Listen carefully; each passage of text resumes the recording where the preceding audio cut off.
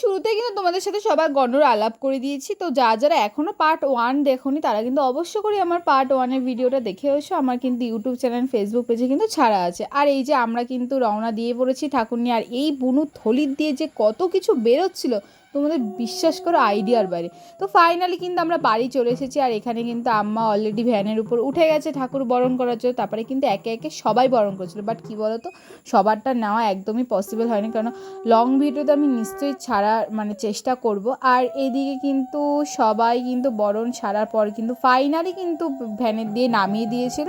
তো দেখতেই পাচ্ছ খুব কষ্ট করে কিন্তু এই ঠাকুর কিন্তু ঢোকাতে হয় মন্দিরে, খুবই কষ্টকর। তো তারপরে কিন্তু আমরা বসে পড়েছিলাম একটু পার্টি করতে, একটুখানি কী পার্টি বলে এগুলোকে জানি না, তোমরাই বলে এগুলোকে কী পার্টি বলে।